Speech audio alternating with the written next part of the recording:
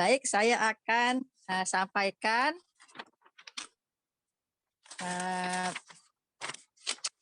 terkait dengan Dr. Adi Kristianto Sugianli yang akan menyampaikan sebentar lagi materi berikutnya. Beliau adalah dokter spesialis patologi klinik konsultan dengan magister kesehatan dan sekarang sebagai staf di Universitas Padjadjaran dan Rumah Sakit Dr. Hasan Sadikin di Bandung.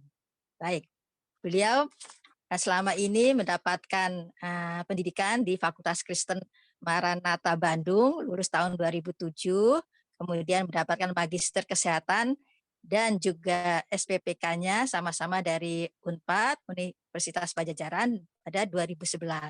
Pada 2016, beliau mendapatkan gelar SPPK konsultannya, terutama di bidang infeksi. Dan saat ini sedang mengambil pendidikan doktoral PhD di Amsterdam UMC Netherlands. Wah, luar biasa ya dok ya, mudah-mudahan lancar. Kemudian terkait riwayat pekerjaannya, sejak 2011 adalah dosen di FK Unpad, kemudian juga merangkap sebagai staf medis fungsional di Departemen Patologi Klinik Rumah Sakit Hasan Sadikin, dan kemudian di 2014 menjadi staf medis di Rumah Sakit Ibu dan Anak Melianda dan di Rumah Sakit Santo Borromeus Bandung pada 2016. Baik, saya rasa pada sesi ini Dr. Adi Kristianto akan menyampaikan tentang materi novel strategy for AMR surveillance atau antimicrobial resistance surveillance. Silakan dok, waktunya 30 menit dari sekarang. Terima kasih Dr. Darima. Selamat pagi kepada rekan-rekan, Prof, semua peserta webinar AW hari ini. Izinkan hari ini saya akan membawakan suatu presentasi yang berkaitan dengan sebetulnya studi yang telah lama saya jalani, dan ini merupakan suatu studi kolaboratif yang menurut saya cukup inovatif setelah dijalani sekian lama untuk sebagai satu terobosan atau satu pilihan terhadap kejadian resistensi antimikroba yang saat ini banyak kita jumpai.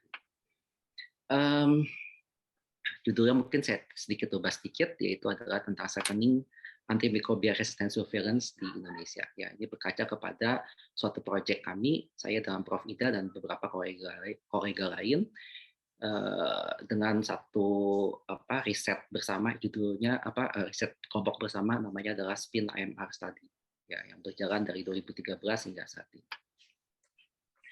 Jadi sebagai pendahuluan tadi sudah disampaikan oleh Prof. Nakwa Kamis di awal plenary, kemudian ada Dr. Kalsum juga, dan tadi ada Dr. Andaru menyampaikan semua sepakat bahwa AMR ini adalah suatu masalah besar di dunia saat ini, apalagi terkait dengan keadaan pandemi COVID saat ini. Banyak sekali intervensi dari terapi ya yang kemarin kita hadapi selama pandemi COVID, ya saat ini juga masih berjalan, dan itu menyebabkan banyaknya tingkat kematian dan morbiditas dan mortalitas, walaupun saat ini mungkin jumlah pastinya kita belum bisa declare berapa besar. Dan salah satu yang sudah pernah declare oleh WHO juga adalah sebetulnya mengimplikasi kepada cost, ya, healthcare cost, jadi riwayat perawatan memanjang dan sebagainya. Dan beberapa dari kepustakaan atau beberapa referensi yang telah dikemukakan sebelumnya, bahwa itu semua berkaitan sebetulnya dengan penggunaan empirical antibiotic treatment, di mana yang banyak sekali ada beberapa negara tertentu atau beberapa tempat-tempat tertentu yang di mana pengendalian terhadap penggunaan antibiotik ini itu dianggap masih kurang. Contohnya yang saya citasi adalah penelitian dari Amrin Study yang digawangi oleh Prof. Usman Hadi mungkin ada sekitar beberapa 10 tahun yang lalu ya. Di Amrin Study ini adalah beliau menemukan bahwa self medication over the counter purchases, atau kalau kita suka beli langsung ke counter farmasi, itu adalah suatu salah satu key atau salah satu pencetus atau faktor yang bisa mempengaruhi terjadi resistensi di Indonesia. Waktu itu beliau menyatakan seperti itu. Dan kemudian ada penelitian lainnya yang menyatakan bahwa ya karena lack of antibiotic practices, jadi penggunaan antibiotik yang mungkin nanti kita bisa dengarkan di sesi berikutnya di kemudian di besok hari. Dan salah satunya adalah network health system yang pada saat di survei tersebut atau di telusur tersebut belum berkembang dengan baik. Pada saat ini mungkin sudah lebih baik karena Indonesia sudah bisa memasukkan data ke GLAS seperti yang tadi Dr. Andaro sudah sampaikan. Tapi di satu sisi juga ada referensi dari BMC atau di tahun 2017 yang menyebutkan bahwa adanya suatu faktor dan infrastruktur juga di laboratorium sebagai supporting untuk datanya juga terbatas. Nah, dari sebab itu, latar belakang seperti ini, kemudian kita coba untuk mencari apa sih sebenarnya kebenaran. Kebetulan ini adalah suatu studi yang saya lakukan, ada studi systematic review yang dilakukan terhadap untuk melihat seberapa besar sih resistensi antimikroba di kawasan Asia Pasifik. Saya nggak mau tahu spesifik ke Southeast Asia, karena saya tahu mungkin di situ akan banyak kekurangan data atau misalnya datanya belum tersedia dengan baik. Tapi kita ambil global lebih luas. Bila kita lihat dari grafik seperti ini adalah resistensi terhadap ciprofloxacin yang tadi Dr. Andaro sempat singgung-singgung dan resistensi terhadap cotrimoxazole. Jelas sekali terlihat di sini bahwa untuk negara-negara tertentu, ini kebetulan tidak semua negara Asia Pasifik yang memiliki data, hanya sebagian besar, sebagian saja, diantaranya ada dari Australia, India, sampai ke Indonesia dan juga Korea dan juga Thailand. Dan di sisi untuk cotrimoxazole juga hampir mirip, ya. Dan kita lihat sini bahwa tingkat untuk resistensinya ini adalah point percentage atau poin untuk resistensinya. Jadi kalau kita lihat di sini adalah poin resistensi untuk terhadap ciprofloxacin ataupun cotrimoxazole memang cukup sangat tinggi, ya. Dan kalau kita lihat lagi dibagi terhadap dari mana data itu berasal, memang kebanyakan sebagian besar pasti data itu kombinasi antara laboratory base yang tadi Dr. Andaro sampaikan, ataupun dia bisa population base atau survei aktif yang kita lakukan.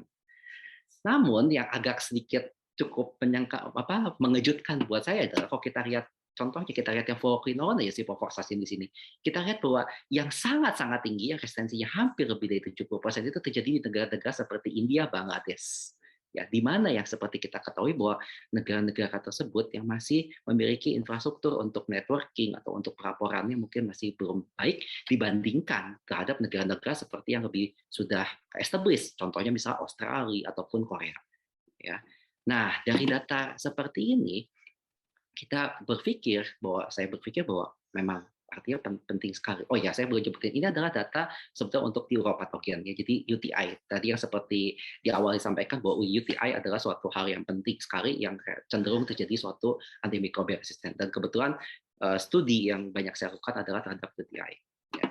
Oke, kita lihat berikutnya. Berikutnya adalah saya ingin memperkenalkan sebetulnya apa yang kami lakukan di SPIN AMR study ini. Jadi SPIN AMR study sendiri sebetulnya ini adalah slide yang hampir mirip yang kemarin saya sampaikan waktu di PIT, tapi kalau di PIT kemarin adalah tentang digitalisasinya. Kalau di sini hari ini saya mau menunjukkan justru teori temuannya, ya, jadi bukan digitalisasi tapi temuannya. Jadi yang kita lakukan adalah kita ingin menemukan suatu strategi yang bagaimana bisa membantu agar surveillance untuk resistensi ini itu bisa mendapatkan data yang lebih cepat. Intinya adalah itu. Dengan peningkatan kualitas dari pendekatan laboratorisnya juga yang cukup baik. Nah, pendekatan laboratorisnya itu yang dipergunakan adalah dengan menggunakan suatu platform atau suatu tools yang kita sebut adalah Terra Microbiology. Ya, Terra Microbiology ini yang memungkinkan kami dari 3 tempat berbeda, yaitu Hasan Sadikin, ada Malik di Medan, dan juga dari partner kami atau host kami di Amsterdam, kita bisa berinteraksi, bisa berdiskusi dalam satu waktu yang bersamaan. Ya. Nah, Terra Microbiology ini seperti yang saya sampaikan kemarin waktu di PIT adalah sudah tervalidasi, sudah oke, sudah bisa berjalan, tapi khusus untuk hari ini saya mau menunjukkan, kok kemarin waktu di PIT saya belum sempat menunjukkan videonya karena keterbatasan waktu, hari ini saya mau mempertunjukkan videonya bagaimana sebetulnya dia bekerja ya untuk si Terra Microbiology. Saya stop sharing dulu, tapi saya akan share ulang untuk yang video Terra Microbiology.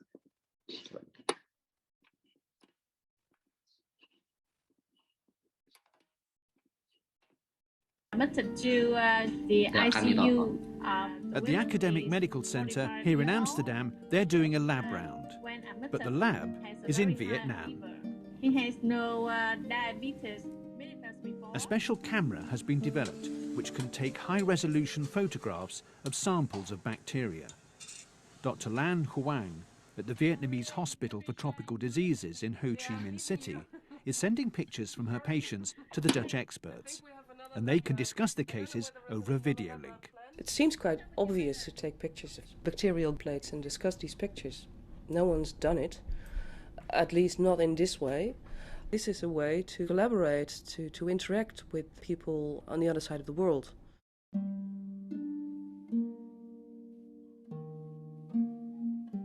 The Vietnamese patient is in intensive care with a very high fever. Her brain became inflamed after she ate a raw snail, and now she has a bacterial infection as well. She has a catheter, hasn't she? A urinary catheter. Yes. In these kind of patients, at mixed cultures... The Dutch doctors are happy to share their expertise, and they benefit too by seeing a wide range of bacterial cultures from a tropical country. So your advice is to look at the leukocyte in the urine and take a blood culture. Yeah. Wonderful. Thanks to their camera, the doctors in Vietnam are learning from the Dutch specialists while helping their patients at the same time. You only need a good internet line, and you have the camera, which is very handy, sitting next to me, quite small. It's really wonderful to us because it helps us to improve immediately our microbiology aspect. Oke, ya, jadi itu adalah gambaran dari cara microbiology yang mungkin kemarin waktu di PIT saya belum bisa sampaikan, tapi sekarang sudah bisa melihat apa itu cara microbiology. Dan ini adalah platform yang sama yang kami lakukan, dan itu semua barang imported semua dari sana masuk ke kami di site kami di Indonesia, di Hasan Sadikin, dan ada di Medan. Dan kami melakukan kegiatan yang sama persis seperti apa yang tercantum atau terlakukan di video yang tadi rekan-rekan semua saksikan. Dan itu kualitasnya sangat baik sekali. Ya. Kalau ingin melihat videonya lagi, bisa lihat dari dia masuk di di BBC Health Show, dan ini ada link YouTube yang bisa ditonton. Oke. Nah, dari data dari adanya aplikasi tersebut, dan kemudian kami melakukan suatu studi awal. Studi awal adalah melakukan suatu konvensional surveillance. Jadi melakukan population-based surveillance, terutama pada populasi untuk pasien-pasien dengan UTI. Jadi uropatogen yang kami cari. Tujuannya adalah kami ingin mengetahui dulu sebetulnya seberapa jauh sih, seberapa besar prevalence dari UTI di Indonesia. Studi ini dilakukan waktu sejak tahun April 2014 sampai dengan Mei 2015. Jadi kurang lebih sekitar 13 bulan kami berjibaku untuk mengumpulkan pasien dan mengumpulkan urin, kemudian melakukan kultur dan melakukan hingga membaca dan menginterpretasi hasil susceptibilitasnya. Kami melakukan screening terhadap 4.456 pasien dengan eligibilitasnya itu sampai 76% dan inclusion-nya sampai 98%. Jadi total ada sekitar 3.380 pasien yang terinklusi. Kemudian dengan positivity rate culture-nya itu di komunitas, jadi pasien ini berasal dari dua, dari hospital sama komunitas. Dari komunitas adalah 23-37% untuk positivity rate dari culture-nya, dan untuk di hospital 43-53% in hospital. Nah, hasil yang kami dapatkan di sini adalah bahwa sepakat dengan teori yang kami dapatkan, mungkin teori yang tadi Dr. Andaru sampaikan juga, bahwa resistensi tertinggi terdapat pada golongan fluoroquinolone. Kemudian bisa dilihat di sini adalah yang tulisannya adalah CHIP dan LVX. Ini adalah untuk fluoroquinolone. 1 dan 2 adalah menunjukkan 1 adalah untuk yang community, dan 2 ini adalah untuk yang populasi pasien dari hospital. Ya. Dan target yang di sini hanya terhadap 2 terhadap 2 jenis organisme, yaitu E. coli dan Klebsiella saja. Kenapa? Karena sebagai penyebab uropatogen yang tersering dan terbanyak, ya, yang berdasarkan teoritis. Dan kalau kita lihat di sini adalah bahwa kalau ini mengobati atau ingin memberikan terapi empirik di lapangan di komunitas, bahwa sebetulnya obat yang bisa terpilih untuk keadaan di sini untuk di community setting adalah hanya fosfomycin dan juga nitrofurantoid, ya sebetulnya, baik untuk Klebsiella maupun E. coli. Dan sedangkan kalau di rumah sakit kita lihat bahwa semua golongan untuk yang intravenous antibiotik rata-rata memiliki resistensi yang sudah cukup tinggi, kecuali di tigecycline, kemudian di meropenem, dan juga di fosfomycin. Ya.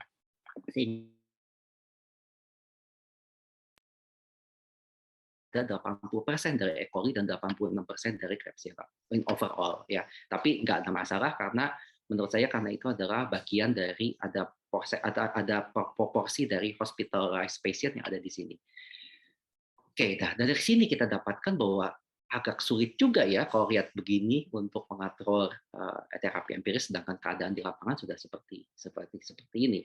Jadi artinya apa? Yang dibutuhkan, kita membutuhkan suatu strategi bagaimana untuk dapat merepeat atau mengulangi data ini menjadi data yang lebih mudah didapatkan atau lebih mudah diperoleh dalam waktu singkat. Itu goal-nya yang pertama. Tapi yang jadi masalah adalah bahwa kita tahu sendiri bahwa di AMR surveillance ada beberapa bottleneck. Ya, bottleneck itu sebagai hambatan atau barrier yang saya bilang. Seperti kita ketahui bahwa conventional survey yang tadi saya sampaikan, contohnya population based, butuh waktu hampir 13 bulan. 13 bulan seperti orang full timer. Ya, jadi saya bilang waktu itu saya bekerja sebagai full timer. Senin sampai Sabtu ngurusin itu data semua. Siapa yang akan sanggup sebetulnya? Dan itu laboratory costing, labor intensif banget, harus digawangin, harus diliatin, harus didampingi ya gitu. Time consuming, yes. Expensive, yes, kita harus bayar orang banyak sekali. Ada study field yang harus kita bayar, nurse-nya harus kita bayar untuk mengcollecting data, mendapatkan spesimen dan sebagainya, bone transporting dan segala macam. Dan ini tadi kadang-kadang membutuhkan large sample size, tadi bisa lihat sample size sampai 4.000 orang. Padahal ingin mendapatkan cuma dapat data satu tabel seperti itu aja, tapi butuh sampai data 4.000 orang dalam waktu sampai 13 bulan. Dan ini juga terjadi bukan cuma di data yang tadi saya dapatkan data surveillance secara aktif, tapi juga di laboratory base. Laboratory base itu yang data kita ambil dari isolat dari laboratorium. Ya. Apa yang terjadi di sana? Di sana itu risk of bias. Kenapa? Karena kita kadang-kadang tidak tahu pasien-pasien yang mana yang sudah dalam pengobatan, gagal terapi, dan segala macam, kadang-kadang mix up di dalam situ. Sehingga itu yang menyebabkan estimation dari resistensi itu akan jauh lebih tinggi, kadang-kadang kita temukan pada saat kita menggunakan data laboratory base. Dok, mana yang betul, mana yang salah? Gak ada yang betul, nggak ada yang salah. Semua adalah kita berusaha. Kita semua berikhtiar bagaimana caranya supaya resistensi ini bisa kita bantu untuk kita kendalikan. Dan di sisi lain, seperti saya sampaikan di awal, bahwa sudah di-acknowledge, sudah dikenali oleh WHO sendiri. Ini WHO yang menulis artikel di BMJ, waktu itu mereka mengeluarkan BMJ Special Edition, dan itu WHO semua, orang WHO semua yang menulis, mereka mereka mengidentifikasi bahwa ada masalah-masalah di daerah Southeast Asia ataupun di daerah Asia itu. Jauh lebih bermasalah dibandingkan daerah Eropa. Bukan berarti Eropa tidak ada masalah, tapi daerah kita berada ini, benua atau regio kita itu lebih bermasalah. Kenapa? Ya ini berkaitan dengan laboratory capacity, ada quality assurance issue, sama juga financial. Biasanya kalau nggak ada financial, ya sudah gone off, stop, nggak akan ada jalan sama sekali. Itu adalah kenyataan atau realita yang kita bisa hadapi sebetulnya dan udah kita ketahui sejak lama. Nah, kemudian kami juga berusaha pengen mengetahui seberapa besar sih sebetulnya kalau memang itu disebut ada bias. Biasnya seberapa besar bias itu pernah terjadi. Maka kami menuliskan suatu artikel dipublish di PLOS ONE waktu itu, ini juga Prof. Ida ikutan juga di dalamnya, dan kita mengukur magnitude of bias sebetulnya. Jadi kami membandingkan dua data antara laboratory sama population base yang sudah kami dapatkan. Dan di grafik ini ada grafik apabila yang saya tulis, yang grafik sebelah kiri ini adalah apabila laboratory base population base mengestimasi lebih tinggi dibandingkan laboratory base. Sedangkan di sisi sebelah kanan ini adalah apabila laboratory base mengestimasi lebih tinggi dibandingkan population base. Ini adalah selected antibiotik yang kita pilih. Kita nggak tahu pedulikan untuk antibiotiknya yang jenisnya yang mana, tapi kita pengen lihat overall dulu. Dan ini semua di populasi untuk di uropatogen. Jadi ini adalah common antibiotik yang banyak dipergunakan ya waktu itu. Waktu itu kita ambil data ini yang paling banyak digunakan. Dan kita lihat di sini adalah ini yang kelompok yang A, yang tulisan A adalah gabungan antara outpatient dan inpatient, yang B ini adalah khusus untuk yang inpatient saja, sedangkan yang C adalah untuk yang outpatient. Apabila kita lihat data seperti ini, bahwa sebetulnya antara laboratory base ataupun population base, dua-duanya bisa mengestimasi keadaan resistensi. Itu apa? Ya sama-sama tinggi, nggak ada masalah. Tapi kalau kita pergunakan untuk setting populasi tertentu, tampaknya ada masalah. Contohnya adalah kalau untuk inpatient mungkin tidak ada masalah, di mana laboratory base sama population base hampir memiliki untuk antibiotik tertentu memiliki estimasi yang hampir mirip, terutama antibiotik yang paling banyak sering dipergunakan. Ambil contoh adalah ceftriaxone misalnya, contohnya sama fluoroquinolone di inpatient, mungkin itu banyak dipergunakan dan dia mengestimasinya sama. Di sini kita menggunakan patokan, bedanya adalah kami tidak mau apabila terjadi beda prevalensi estimasi resistensinya antara laboratori sama population itu lebih dari 5%. Dok, kenapa bisa 5%? Itu a priori kita pergunakan pokoknya 5%, titik ya. Jadi kayak kita define 5%. Kalau lebih dari itu kita nggak mau. Dan kita lihat di sini bahwa untuk inpatient sebetulnya data inpatient nggak ada masalah.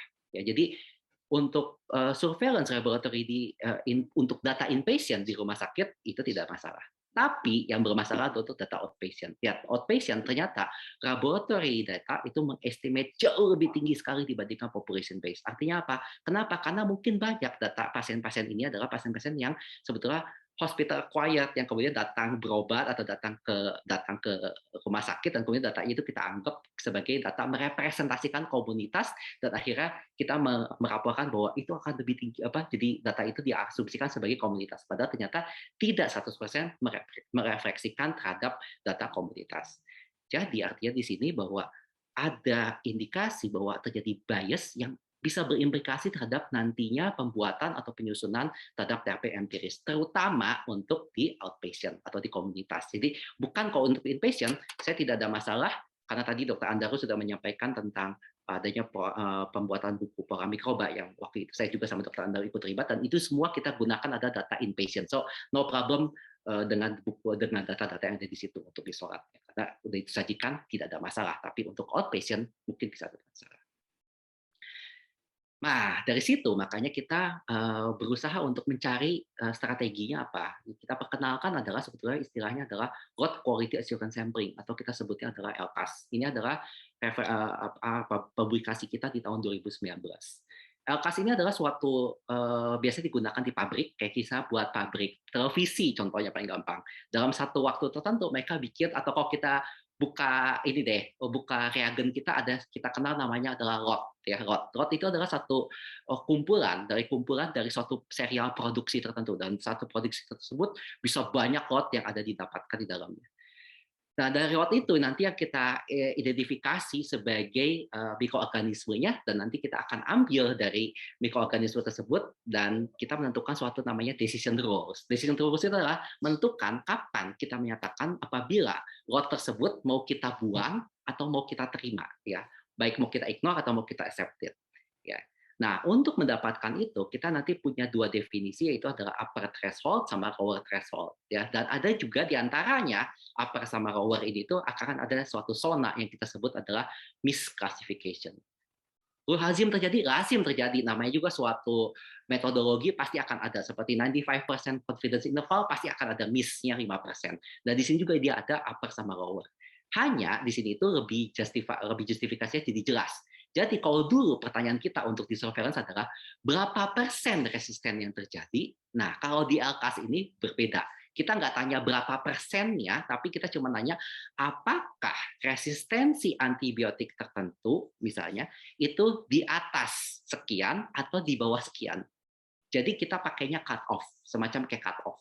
Ya, kalau data yang sebelumnya saya tunjukkan misalnya prevalensi berapa persen, 30%, 60%, 70% misalnya. Jadi kita dapat angka bulat. Kalau di sini di LQAS kita tidak dapat angkanya. Jadi precisely berapa, Dok? Don't know, tapi kita bisa measure dia akan above sekian atau below sekian. Ya, jadi itu yang poin yang harus kita cermati dulu untuk di LQAS ini. Terus bagaimana prosesnya? Ini tadi saya sampaikan. Ya, jadi kita punya satu namanya kita punya lot dulu. Lot itu adalah apa yang ada di lapangannya. Di masyarakat di populasi kita itu kita anggap sebagai lot, istilahnya adalah lot, ya. Dari lot itu kita ambil sampel, ya, kita ambil sampel yaitu bundaran yang kecil yang warna biru, itu adalah sampelnya. Dari sampel itu kemudian kita lakukan assessment yang kita lakukan adalah yaitu kita melakukan uji kepekaan, itu saja. Ya, dan untuk route ini bagaimana cara approach-nya? Ya, approach-nya pakai clinical diagnostic atau clinical sign and symptom dan guideline klinis yang sudah established ya. Nah, assessment ini kemudian kita lihat berapa banyak yang resisten, berapa banyak yang susceptible. Nah, untuk berapa banyak yang resisten sama berapa banyak yang susceptible itu kita buat namanya suatu rules-nya adalah decision rules. Jadi nanti kalau misalnya decision rules-nya bisa menyatakan apabila dari satu populasi sampelnya yang terdiri misalnya contohnya 10 orang, 10 isolat, 2 dari isolat tersebut ternyata sudah menyatakan adanya resistensi, maka kita nyatakan bahwa misalnya kelompok tersebut dianggap semuanya resisten. Ya, jadi seperti kayak pool lah. Kalau kemarin di COVID itu kayak pooling testing. Kalau 1 atau 2 negatif, nggak ada yang negatif, nggak ada yang positif, kita anggap semua populasi tersebut aman. Ya, ini mirip-mirip seperti itu. Makanya sebutnya juga lot quality assurance sampling. Ya, tapi kalau misalnya ketemu lebih dari 2, misalnya ketemu 3, mau isolat ke-4, ke-5, ke-6, ke-7 sampai ke-10-nya ternyata susceptible, kita nyatakan semuanya adalah resisten. Ya, jadi itu ada semacam kayak risk sisi melaporkan dok kalau gitu bisa dong nanti salah dia jadi kelaporkan sebagai lower padahal low resistant padahal sebutnya dia mesti harus high resistant. Yes, itulah yang disebutnya adalah misclassification.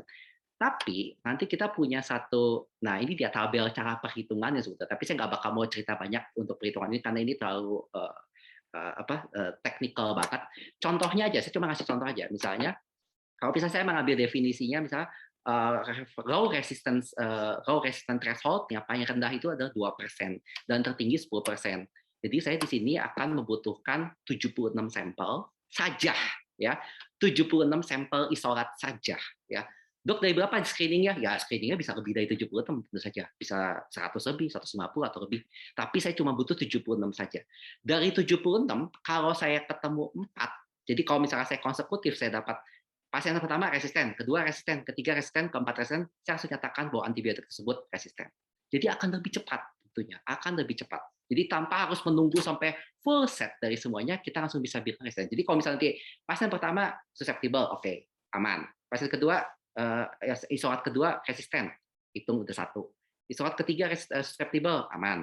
Keempat resisten lagi, berarti udah 2. Dan selanjutnya, apabila sampai dapat 4, ya, kalau kita lihat di atas 4, bahwa dia akan kita nyatakan resisten terhadap antibiotik tertentu. Jadi ini antibiotiknya per single antibiotik. Jadi kalau misalnya antibiotiknya gentamicin, ya itu hanya berlaku untuk gentamicin. Nanti di fluoroquinolone, kalau kita pengen setupnya beda lagi, ya fluoroquinolone bisa beda lagi, ya, dan sebagainya. Dan kalau kita compare terhadap conventional surveillance, ya dia membutuhkan hampir tidak ada yang sekecil untuk LCAS. Hampir semuanya di atas 100, ya.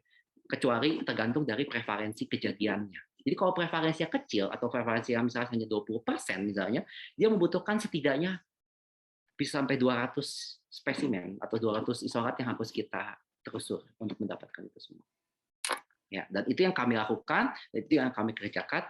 Kemudian apa yang kami dapatkan dari penelitian ini? Kami mendapatkan tujuannya adalah kami ingin mendapatkan estimasi bagaimana sebetulnya prevalensinya kembali, tapi dengan pendekatannya pakai LCAS. Kalau yang tadi studi kami di awal di 2017 adalah conventional surveillance, jadi semua data kami ambil. Kalau ini kami mendapatkan pakai LCAS, pure pakai LCAS, tidak ada konvensionalnya. Ya. Kemudian kita menggunakan dari hampir 11 healthcare facility yang berbeda-beda. Jadi ada klinik, ada poliklinik, ada juga inward patient di rumah sakit.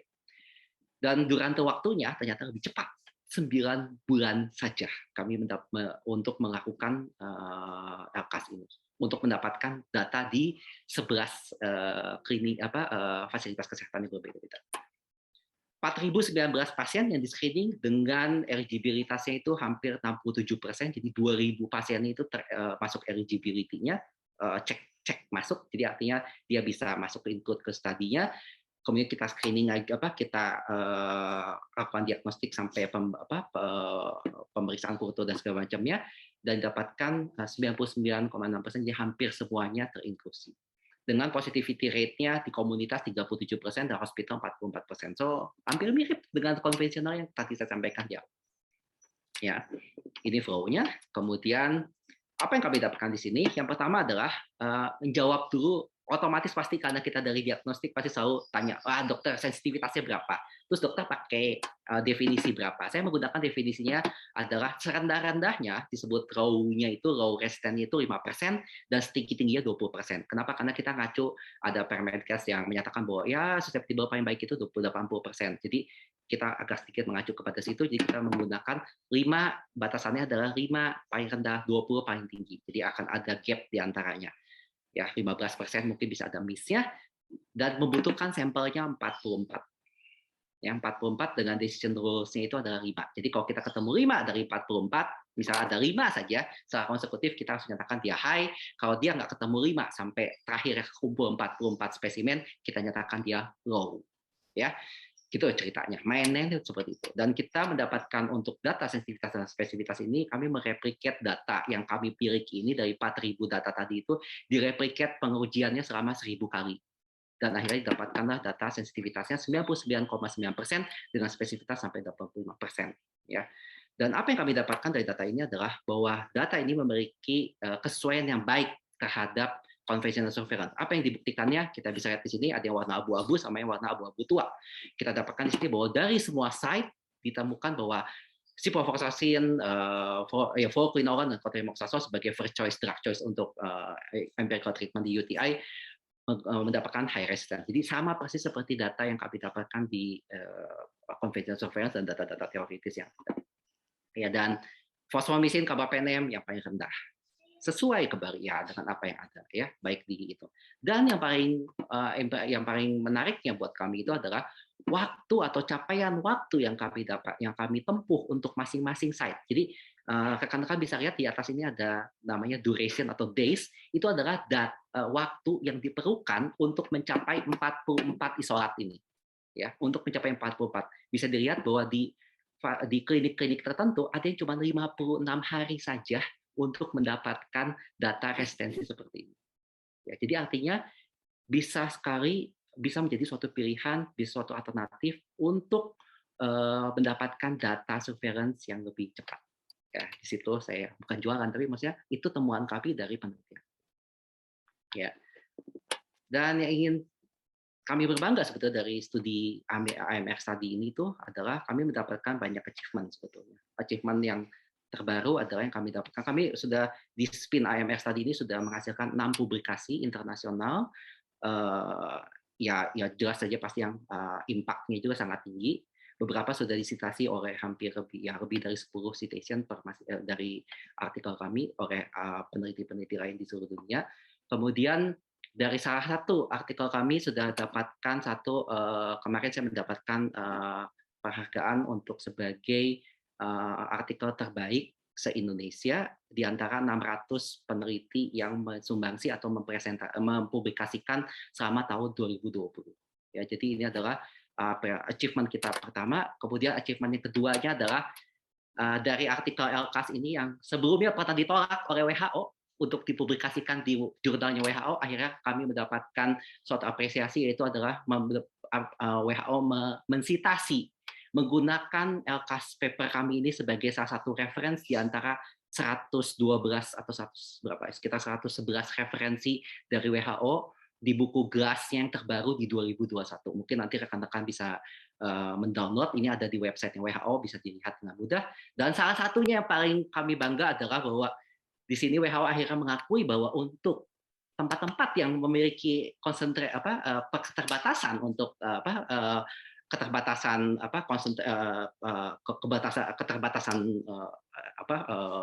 kemampuan gitu ya.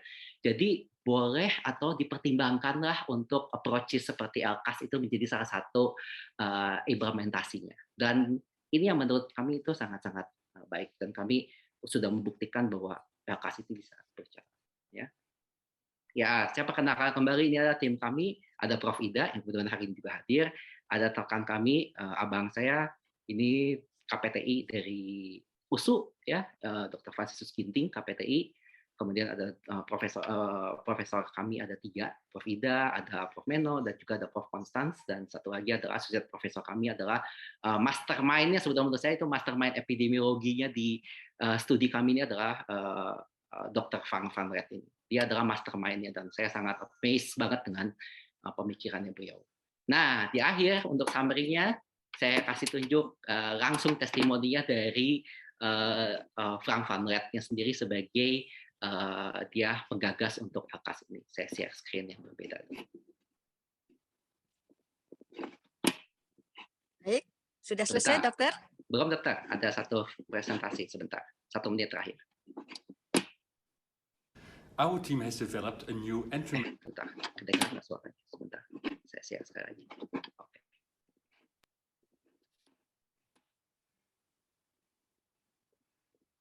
Our team has developed a new antimicrobial resistance surveillance method that uses a decades-old quality control methodology.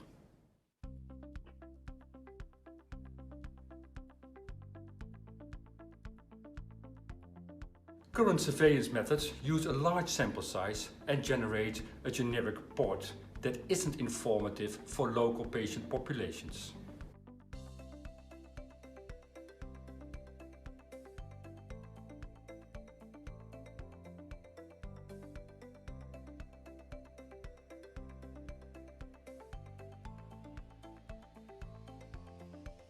Our approach has proven to be just as effective as current methodology.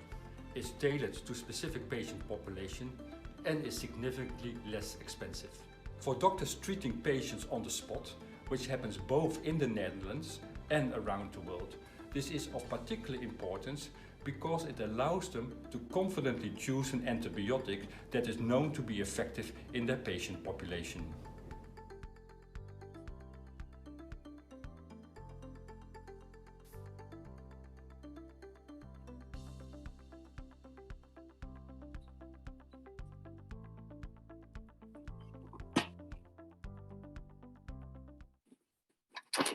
Oke, ya terima kasih banyak atas semua perhatiannya. Itu yang saya dapat sampaikan di pagi hari ini. Saya kembalikan kepada Dr. Dalima sekaligus moderator. Terima kasih, Dokter. Terima kasih, Dr. Adi Kristianto, luar biasa penyampaiannya ya.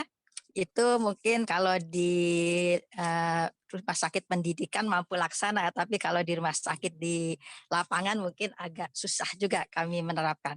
Tapi tidak apa-apa teman-teman sejawat sekalian yang SPPK ataupun yang analis ataupun yang dokter umum atau dokter spesialis lain, kalau mau bertanya silakan karena Dokter Adi ada di tempat sehingga pertanyaan tadi sudah dimintakan melalui question and answer. Kira-kira sudah ada belum panitia yang bisa dijawab oleh Dokter Adi? Apakah sudah ada pertanyaan? Belum, Dokter. Belum. Atau ada yang mau bertanya langsung para peserta sekalian? Barangkali ada yang mau bertanya langsung. Silakan, kita waktunya masih cukup banyak karena tadi kan lebih cepat dari jadwalnya.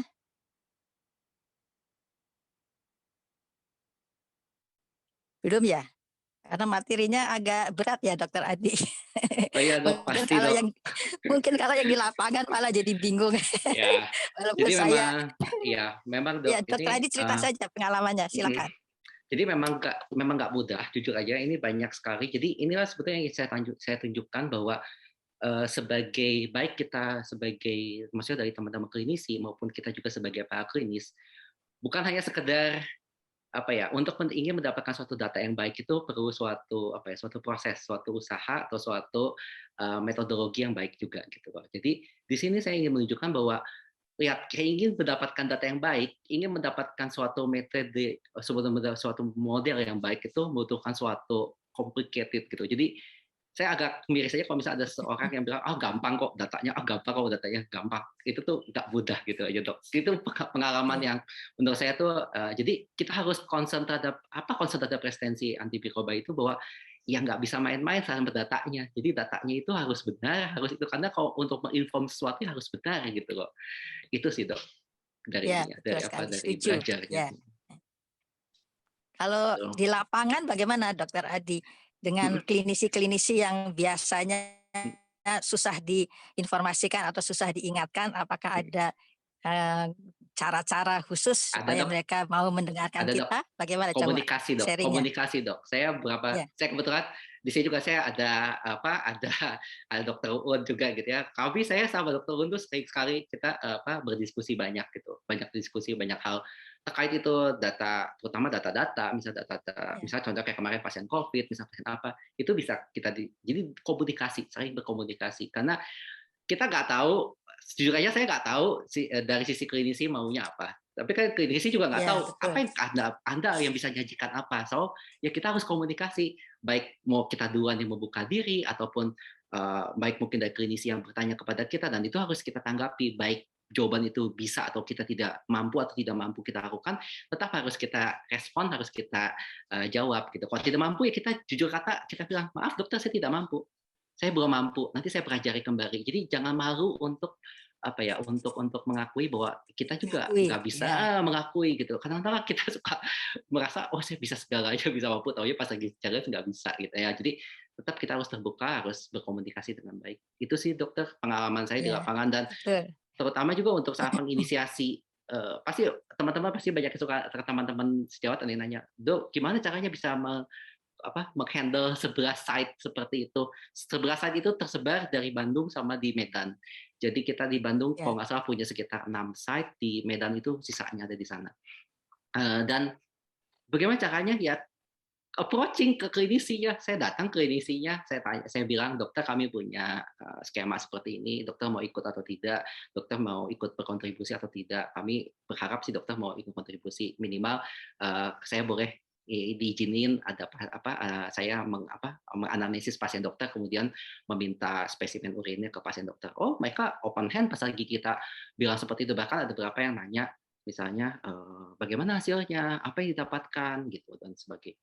Dan itu menurut saya itu adalah salah satu yang unwritten di paper-paper yang sudah saya publikasi, itu unwritten ya gitu, unwritten ya, dan saya hanya bisa ceritakan secara verbal saja untuk unwritten story.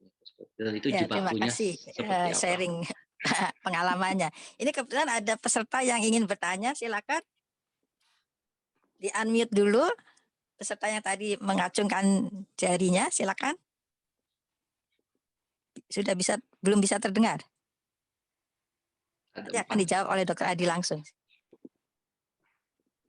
Ada tadi? Siapa panitia? Katanya ada yang bertanya.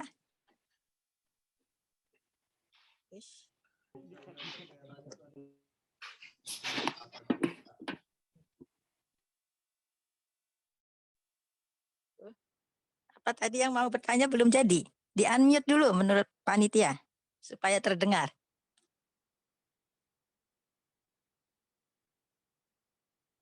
Panitia bisa dibantu?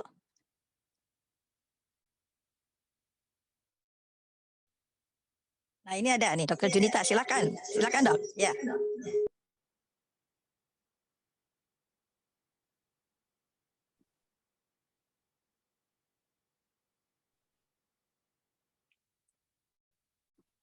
Mungkin belum bisa kedengaran ya. Dokter Junita, silakan. Mungkin kepencet mungkin dokter. Saya kepencet biasanya. Oke. Dokter Junita Sinaga. Betul, ingin bertanya langsung? Silakan, Dok. Mumpung kita masih cukup ada banyak waktu. Oh, mungkin kepencet. Ya sudah. Yang lain bagaimana teman-teman sejawat yang di lapangan, coba mumpung ada ini pakarnya, kira-kira kendala-kendala yang dialami, apalagi yang ditempatkan di PPRA ya. PPRA itu kan teman-teman sejawatnya klinisi semua itu. Kalau kita tidak pandai-pandai bergaul, wah bisa dapat tekanan istilahnya dalam tanda kutip ya. Ada yang mau berbagi pengalaman?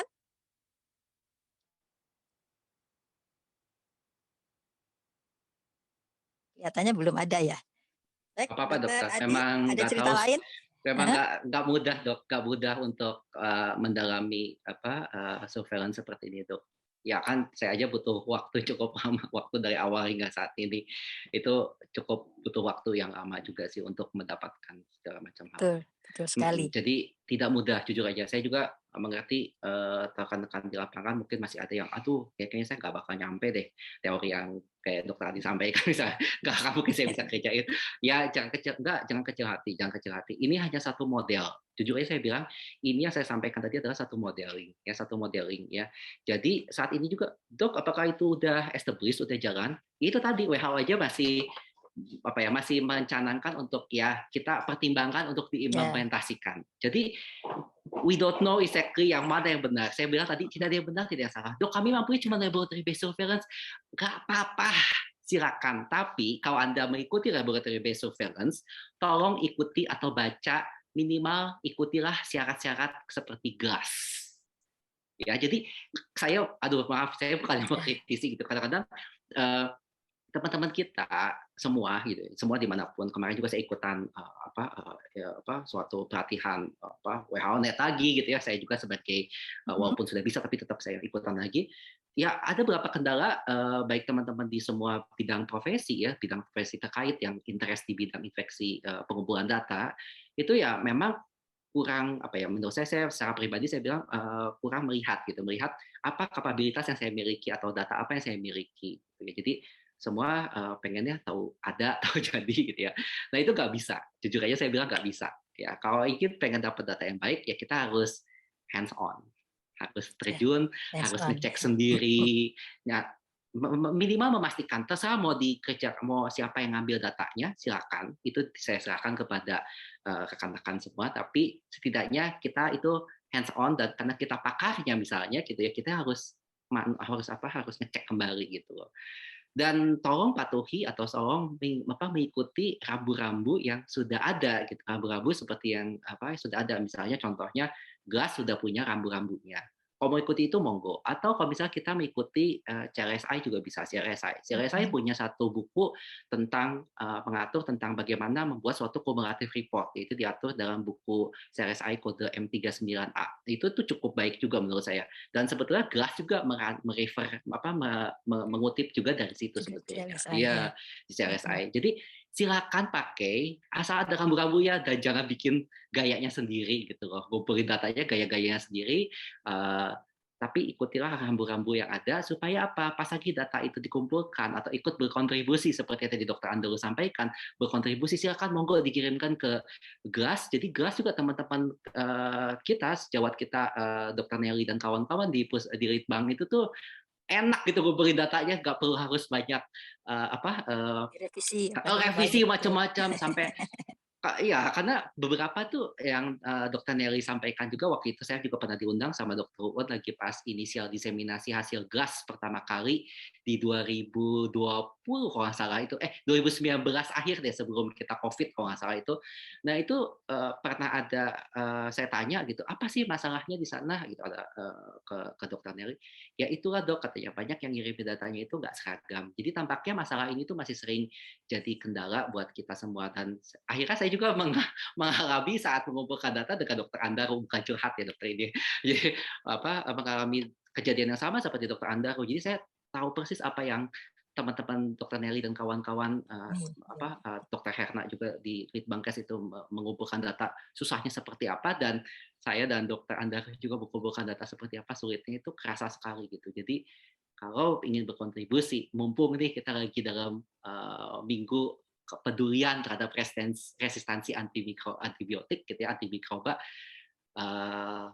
tolong berkontribusi. Kalau ini berkontribusi yang baik, kita juga harus mengeluarkan keilmuan kita, harus mau ikut terjun, hands on, mengecek kembali setidaknya gitu ya, agar semua bersumbangsi data yang baik juga buat kita semua. Itu dok yang saya bisa sampaikan. Beberapa ya dok, kebetulan nih ada sekarang sudah mulai ada nih yang berminat untuk bertanya. Silakan. Katanya ada 2 atau 3 ini. Silakan langsung saja ya. Ya ini siapa yang bertanya? Nah silakan.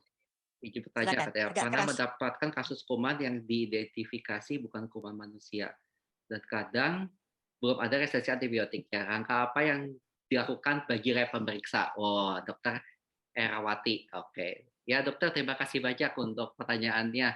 Kalau seperti ini ya, bakteri-bakteri yang misalnya nah ini dia menurut saya itu adalah yang harus kita declare di hasil, di result ya. Di result itu jangan cuma sekedar ya udah keluarin aja atau dianggap negatif, nggak boleh. Kita lihat dulu terusur apakah adakah laporan case report-nya terhadap bakteri-bakteri tertentu. Misalnya ada kadang-kala saya dapatkan, ya, yang sering kali saya dapatkan bakteri-bakteri di lingkungan sebetulnya. Jadi yang sebetulnya dia hostnya itu di soil atau di water gitu ya. Tapi banyak terjadi di usia tua, misalnya usia yang udah umur itu 80 tahun, 90 tahun, dan itu banyak terjadi gitu. Kadang sering ada tidak keluar resistensi atau kita tidak mampu untuk melakukan resistensi karena tidak ada pilihannya di CLS sama sekali ataupun di UKAS pun juga tidak ada sama sekali. Tidak apa-apa dokter. Dokter tetap melaporkan, nanti di bawahnya dikasih note, dikasih tulisan misalnya berdasarkan referensi misalnya case report tertentu, tunjukkan misalnya bakteri tersebut atau isolat tersebut masih susceptible atau merupakan sudah resisten terhadap golongan obat apa dan apa. Sehingga setidaknya informasi itu membantu kepada rekan-rekan klinisi untuk tidak memilih kembali obat-obatan yang sudah kita sebutkan. Itu salah satu pengalaman yang sering saya lakukan adalah seperti itu. Apabila saya mendapatkan bakteri-bakteri atau isolat yang kadang-kala saya sebutnya itu tidak umum untuk kita temukan sebagai patogen penyebab infeksi baik di komunitas ataupun di rumah sakit. Mungkin itu respon dari saya, dokter, terhadap pertanyaan yang mudah-mudahan menjawab pertanyaan dokter. Bagaimana Dokter Era, sudah jelas atau mau langsung? Tidak ya. Ada lagi panitia pertanyaan lain? Untuk saat ini belum, dokter. Belum ya.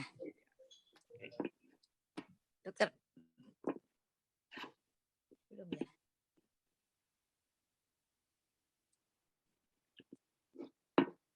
Oh, sudah jelas, Dokter Erawati sudah jelas. Bangga, terima kasih dokter untuk responnya. Tadi Dokter Yeti katanya Yetimus, enggak ya? Dokter Yeti belum jadi bertanya? Ada pertanyaannya di ini.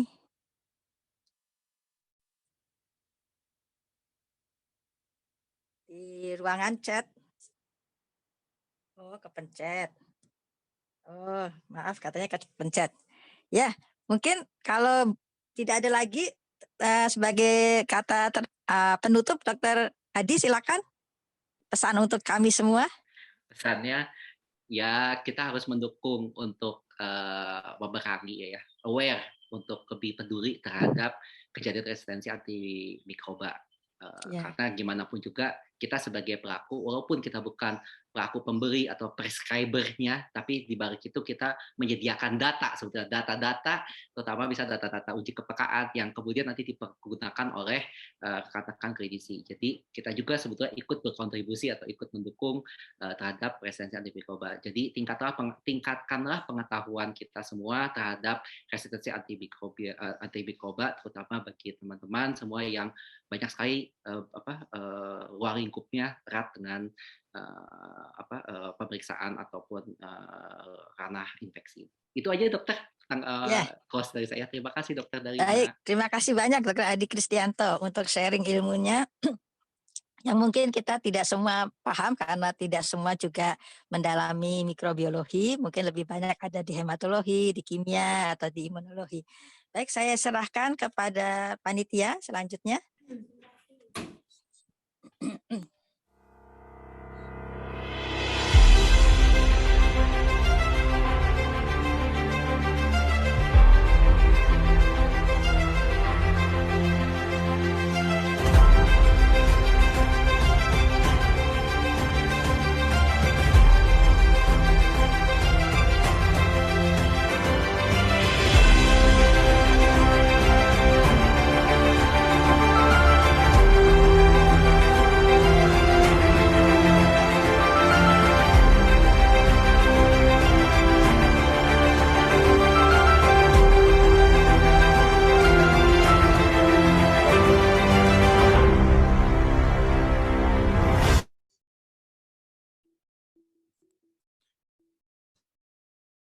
Terima kasih kepada Dr. Dalima Awe Asrawinata, SPPK Konsultan MEPIT yang telah memandu jalannya penyampaian materi dan juga diskusi pada simposium sesi 1 kita kali ini.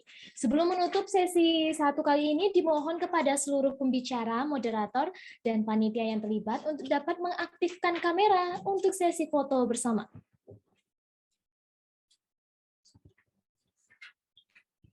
Kami hitung mulai dari 3, 2, 1. Satu kali lagi. Mulai dari 3, 2, 1. Ya, terima kasih kepada pembicara, moderator, dan panitia yang terlibat. Dilanjutkan dengan presentasi oleh PT Mindray Medical Indonesia dalam komersial break kali ini dengan durasi waktu 20 menit. Kepada PT Mindray Medical Indonesia, disilahkan. Baik.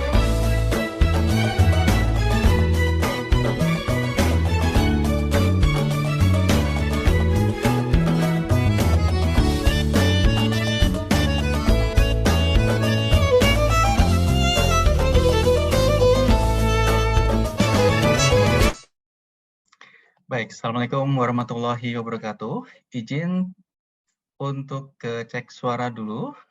Terdengar jelas? Jelas, Pak. Baik, terima kasih. Untuk selanjutnya, baik. Oke. Nah, untuk slide saya sudah terlihat? Sudah. Baik, terima kasih. Ya, selamat siang. Assalamualaikum warahmatullahi wabarakatuh. Salam sejahtera buat kita semuanya. Pertama-tama, kami ucapkan atas kesempatan yang telah diberikan pada PT Mindray Indonesia, sehingga pada kesempatan hari ini kami bisa ikut berpartisipasi pada acara WAAW tahun 2021 ini. Yang kedua, tentunya kami ucapkan terima kasih kepada para Bapak Ibu, Profesor, dokter spesialis patologi klinik, dokter spesialis dari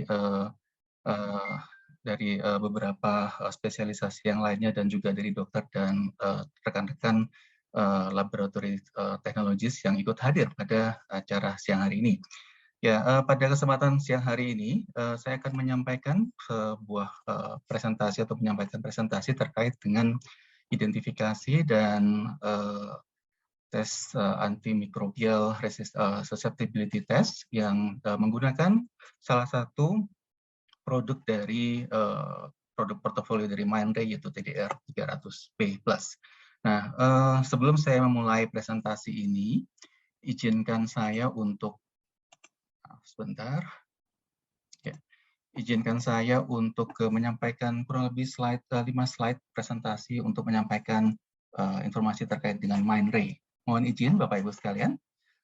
Ya, jadi Mindray adalah sebuah perusahaan medical device company yang berlokasi di Shenzhen, China, dan saat ini produknya sudah tersebar di seluruh dunia dan sudah digunakan tentunya di berbagai rumah sakit. Dan kalau kita lihat produk apa saja yang dimiliki oleh Mindray saat ini, kalau secara global kita lihat dari slide ini, mulai dari emergency room, laboratory, option, kemudian recovery room, sampai dengan general ward, yaitu semua produk dari Mindray bisa digunakan di beberapa bagian rumah sakit ini. Secara bagian mungkin kita bisa bagi menjadi 3 bagian. Yang pertama adalah untuk patient monitoring, kemudian yang kedua in vitro diagnostic dan medical imaging, yang semuanya sudah direkognisi dan menempati urutan berdasarkan utilitas di rumah sakit dari ranking pertama sampai dengan ranking kelima. Dan di bagian bawah sini ada beberapa info rumah sakit yang telah menggunakan, baik itu di Asia ataupun juga di beberapa rumah sakit untuk teaching hospital, reference hospital yang ada di Eropa dan di Amerika.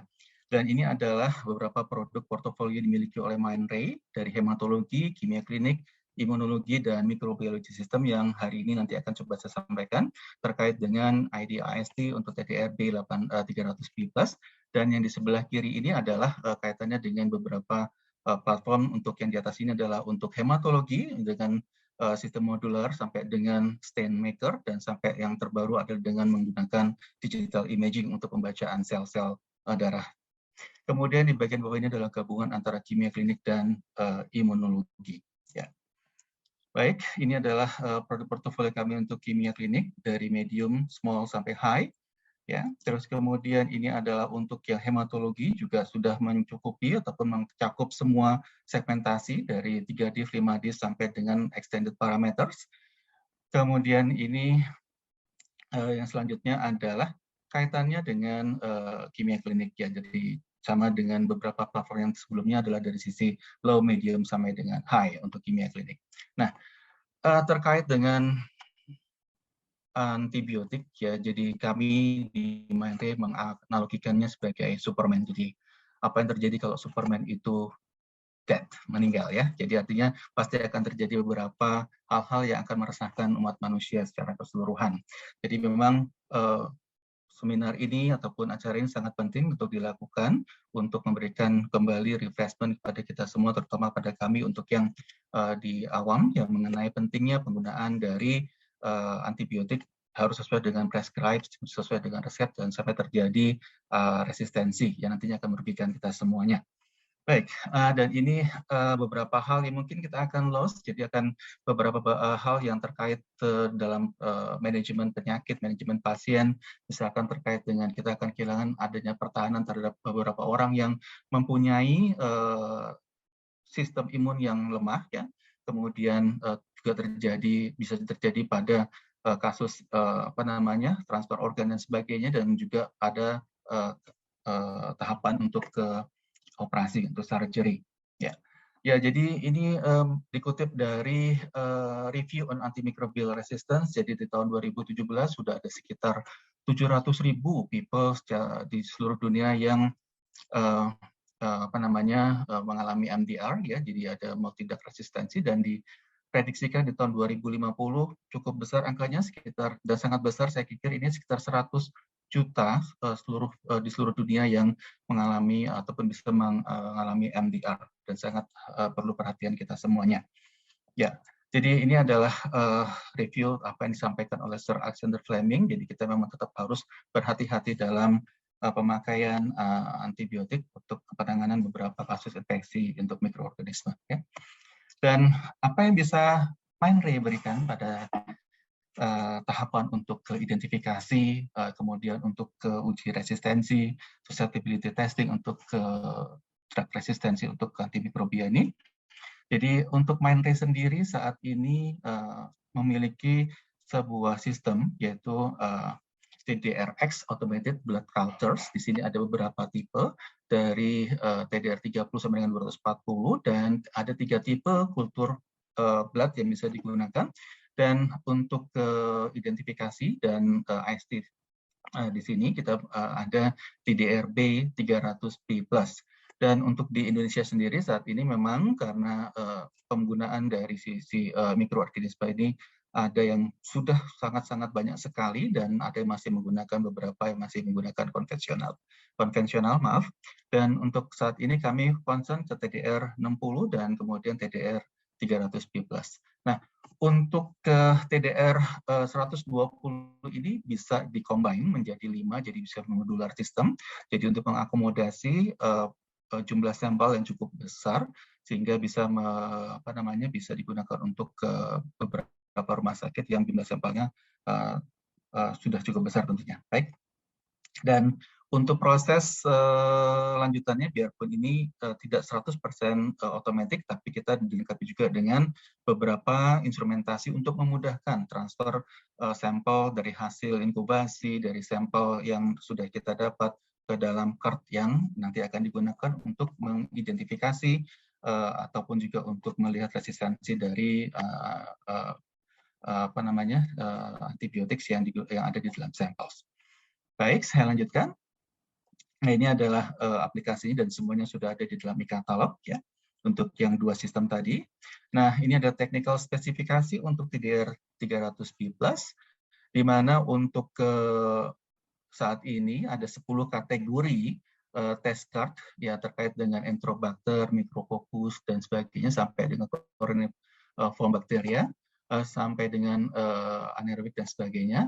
Dan ada 2 macam tipe di sini terkait dengan untuk ID IST, dan juga hanya IST-nya saja itu tersedia dalam platform mikrobiologi kami. Kemudian prinsipalnya menggunakan untuk identifikasi menggunakan kolorimetri, dan untuk IST-nya menggunakan turbidimetri, dan untuk aplikasinya sudah bisa terkoneksi dengan LHS ya.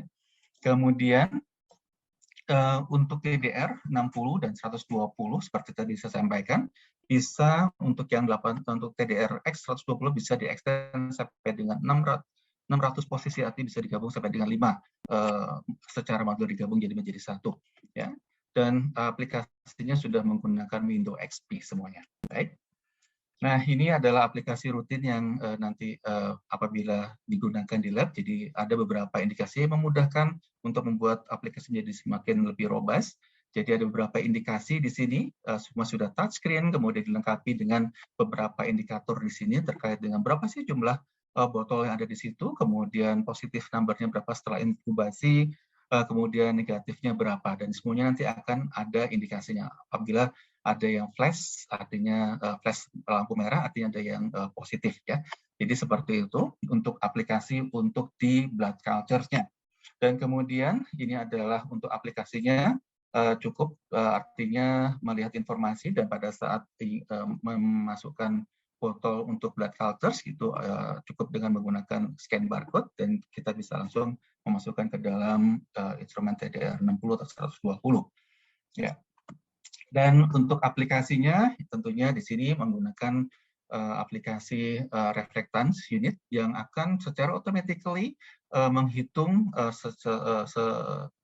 setiap 10 menit sekali secara interval, sehingga nanti akan kita lihat ataupun diplotkan ke dalam grafik di sini, ada fase lag, fase log, dan sebagainya di sini sampai dengan fase stable di sini, sehingga nanti kita bisa melihat kapan untuk proses inkubasi ini sudah selesai ya. Kemudian ini nanti akan kita bisa lihat secara virtual, kita bisa lihat informasinya sampai fase yang mana. Kemudian untuk ke TDRB Plus-nya di sini ada 2, untuk yang di atas itu adalah untuk ID, untuk ke bawah adalah untuk yang IST-nya, dan ada beberapa lampu indikator di sini yang digunakan ya, untuk yang ada 8 lampu di sini untuk ke warna putih, dan kemudian untuk yang LED dan blue. Dan di sini nanti akan bisa mengidentifikasi setelah card itu kita tempatkan, kita inkubasi, kemudian kita tempatkan dalam TDRB 300B+, nanti akan secara otomatis akan dibaca.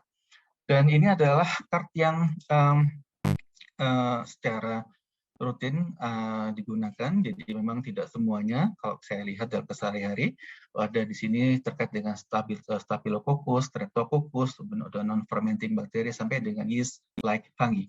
Ini adalah beberapa card untuk identifikasi AST untuk di mikrobiologi Mindray.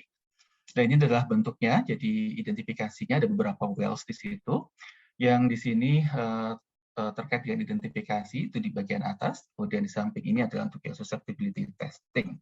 Ya, jadi semuanya itu sudah sesuai dengan CLSI dan FDA standar.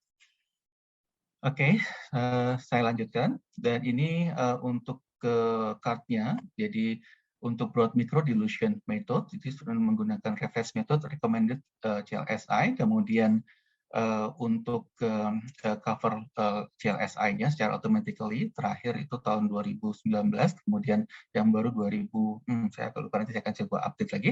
Kemudian untuk yang MIC-nya itu real MIC, kemudian di sini result will be interpreted by manual work, bisa kelihatan, tapi bisa kita lakukan dengan menggunakan TDRB 300B+. Oke. Dan untuk card tadi itu untuk yang STR 96 combo, dan baik itu untuk AST dan ID, ini ada sekitar 33 spesies yang susceptibilitas untuk Streptococcus. Dan tadi sempat disampaikan oleh bicara sebelumnya Dr. Andaru, kemudian ada Dr. Kalsum, kemudian tadi dijelaskan juga oleh Dr. Adi yang terkait dengan MDR yang sangat luar biasa tadi pada saat penyampaiannya. Di sini untuk software TDR 300B+, Di sini ada Advanced Expert System terkait dengan phenotype report untuk multi-drug resistance bacteria, terkait dengan ESBL, carbapenem resistance, kemudian VRE, CREB, dan seterusnya. Dan juga nanti akan ada semacam notifikasi atau suggest detection rare drug resistant phenotypes yang nanti akan muncul pada saat card tersebut dibaca oleh TDRB 300B+. Oke, jadi untuk WHO-NET untuk TDR 300B+ ini untuk instrumentasi itu nanti akan terupdate, artinya selalu kita update yang terbaru. Terus kemudian di sini sudah digunakan lebih dari 1.500 laboratori dan kita akan update secara free tentunya untuk yang TDR 300B+ untuk ke CLSI-nya. Kemudian ini adalah reportasenya yang bisa kita lihat dari hasil pembacaannya nanti, ya. Terus kemudian ya ini selintas saja, ini adalah kaitannya dengan apa saja yang akan menjadi langkah-langkah dalam tahapan proses identifikasi, mulai dari culture isolasi, kemudian di inokul kita lihat untuk mendapatkan kultur murni dari bakteri, kemudian ada identifikasi, kemudian ada antimicrobial susceptibility test, kurang lebih sekitar 2 hari sampai dengan adanya hasil yang keluar. Di sini 2 atau 3 hari sampai hasil keluar, kemudian bisa dilakukan semacam informasi kepada klinisi apa saja yang harus menjadi konsentrasi kita bersama terkait dengan multi-drug resistansi ini. Oke, ya ini adalah kit yang terkait dengan TDRB+. Dibagi 2 untuk susceptibility test dan untuk ID yang semuanya mempunyai expired date 12 bulan. Ya. Kemudian ini adalah tahapannya yang tadi sempat saya sampaikan. Ya, jadi ada preparasi, kemudian ada turbidity calculation, kemudian preparasi untuk suspension untuk ke AST. Ya. Dan kemudian setelah itu baru kita tempatkan, dan ini secara automatically nanti akan kita tempatkan di sini melalui dispensing area di sini untuk diletakkan di dalam wells ini untuk selanjutnya dilakukan identifikasi dan untuk tes antibiotik.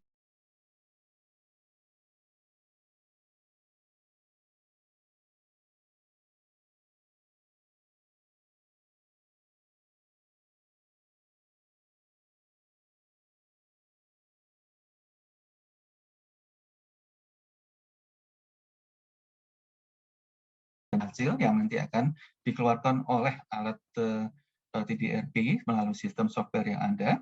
Jadi di sini ada patient information, ada identification result, ini apa, terus kemudian susceptibility testing resultnya ini apa saja sih di sini terhadap beberapa antibiotik yang muncul di sini. Dan di sini ada expert interpretation result di sini note yang akan memberikan beberapa informasi terkait dengan susceptibility testing result ini. Dan ada beberapa technical informasi di sini, misalkan kapan pertama kali ditempatkan dan sebagainya. Baik, jadi itu yang terkait dengan TDRB+, terkait dengan microbiology instrumentation yang dimiliki oleh Mindray. Dan secara kesimpulan di sini bisa saya sampaikan bahwa performance TDR 300B+ system cukup baik ya di sini terkait dengan robustness-nya, kemudian dapat digunakan untuk aplikasi rutin. Dan saat ini untuk mikrobiologi kami sudah ditempatkan di beberapa rumah sakit tentunya, dan kurang lebih ada lebih dari 30-40 kurang lebih ya untuk site. Terus kemudian ada beberapa evaluasi, baik itu dilakukan oleh dari headquarter kami dan juga sudah dilakukan secara lokal di beberapa teaching hospital di Indonesia.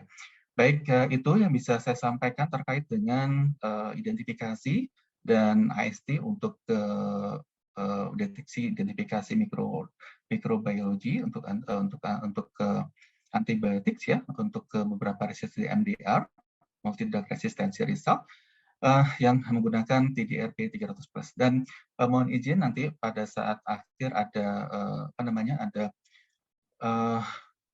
quiz, kita bisa sampaikan seperti itu yang kami mohon untuk bisa diikuti oleh Bapak Ibu sekalian. Dan ini sekilas informasinya yang jadi nanti akan disampaikan oleh panitia.